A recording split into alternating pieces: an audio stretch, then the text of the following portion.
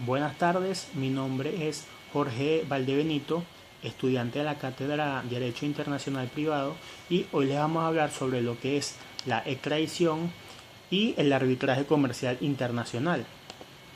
La extradición es el acto por el cual un gobierno entrega a un individuo refugiado en su territorio al gobierno de otro país que lo reclama por razón de un delito para que éste sea juzgado y, si ya fue condenado, para que se ejecute la pena o la medida de seguridad impuestas. El fundamento de la extradición es la cooperación judicial internacional para impedir que una persona burle la acción de la justicia si se refugia en el país distinto de aquel en el que cometió el hecho punible. La extradición se fundamenta así en el principio de que todos los estados deben contribuir recíprocamente para el cumplimiento de la justicia. De esta manera, la justicia internacional reconoce la necesidad de la ayuda alternativa de los estados en el castigo de los delincuentes. Las fuentes de la extradición se regula por las normas del derecho internacional público, también por el derecho internacional privado, por el derecho penal, por el derecho procesal penal, por el derecho administrativo, por el derecho constitucional y por el derecho civil. En cuanto a las fuentes, hay que distinguir entre fuentes internas y las fuentes internacionales. Las fuentes internas, estas regulan los aspectos procesales y sustanciales de la extradición. Según las distintas legislaciones, hay varios sistemas, como uno puede ser la ley especial sobre la extradición, la regulación de la extradición en el Código de Procedimiento Penal y las normas sobre la reglamentación de extradición en el Código Penal conjuntamente con el Código de Procedimiento Penal. Las clases de la extradición, la extradición es distinta al tránsito internacional de delincuentes y de la expulsión, que es una medida de seguridad para mantener el orden público.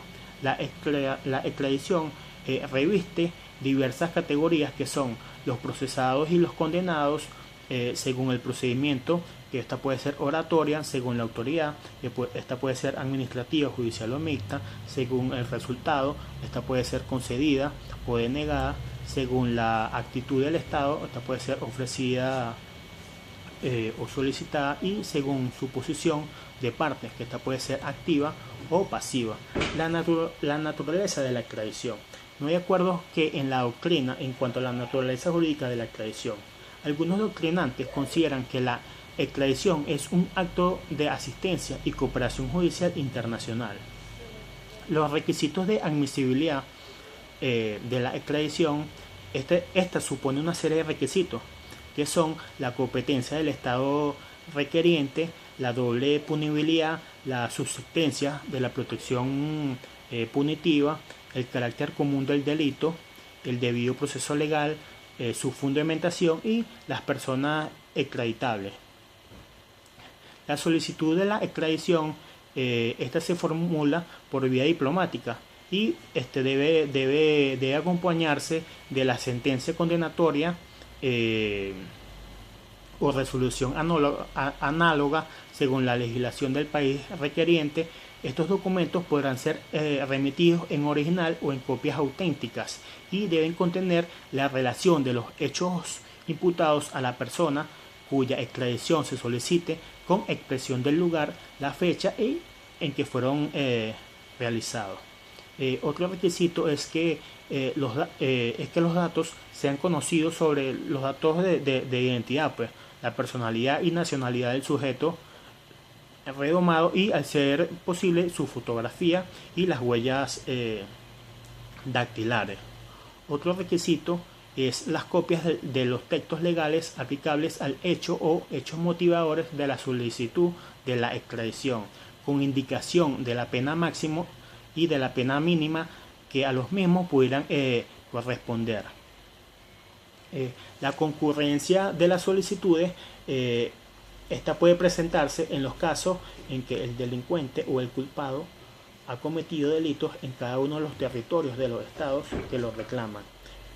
También puede darse el caso cuando el delincuente cometió un solo delito, pero este acto afecta a las jurisdicciones de todos los estados que lo reclaman. Y también se puede dar el caso cuando el inculpado cometió un solo delito, pero dos o más estados intentan juzgar el hecho.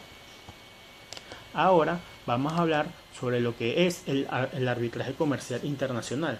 Este no es más que un sistema de jurisdicción mercantil privada totalmente independiente de los juzgados y tribunales de los distintos países del mundo. A través del arbitraje, las empresas, con el objeto de dirimir sus conflictos presentados o futuros, acuerdan someterse a un determinado árbitro o institución arbitral y a las decisiones que estos los adopten. En la actualidad, el arbitraje es utilizado como un medio extrajudicial para resolver las diferencias mediante la intervención de uno o más árbitros que derivan sus poderes de un acuerdo consensual de las partes que llevan a cabo la controversia. La naturaleza jurídica del arbitraje internacional es el procedimiento a través del cual se va a realizar el arbitraje, siendo una de sus principales diferencias el sometimiento a este último por voluntad de las partes, a diferencia del proceso jurisdiccional. Estas tienen en común el ser soluciones heterocompositivas del litigio, es decir, soluciones provenientes de un tercero ajeno a la relación sustancial. La obligatoriedad del arbitraje radica en la fuerza del acuerdo entre las partes. Sin embargo, no posee fuerza ejecutiva, por lo que su ejecución solo puede lograrse acudiendo a un juez que ordene la respectiva ejecución. Al hablar de la naturaleza del arbitraje internacional, deben tocarse tres posturas que lo definen. La primera de ellas es la contractualista o privatista, que dice que la fuente normativa del arbitraje radica en la voluntad de las partes eligiendo un derecho de fondo, donde las decisiones del árbitro tienen un valor contractual en el cual debe ser respetados por las partes. Esta postura establece que la condición de la existencia previa de un acuerdo por las partes en disputa para establecer sus parámetros dentro de los cuales llevarán a cabo las discusiones para poder llevar la solución. Otra teoría es la jurisdiccionista o publicista, donde no se niega la existencia de un acuerdo de voluntades. Sin embargo, ante la posibilidad del cumplimiento de la sentencia arbitral, esta recurre al cumplimiento forzoso, que tendrá que acudir a tribunales nacionales para que se dé el debido cumplimiento. La teoría ecléstica, esta es una combinación de las posturas anteriores. En este sentido, la Convención de Panamá en su artículo 4 menciona: una decisión arbitral o laudo que no esté sujeto a recurso bajo la ley correspondiente o bajo el reglamento del procedimiento tendrá la validez de un juicio judicial final. También tenemos en este tema, podemos tocar lo que son los acuerdos arbitrales.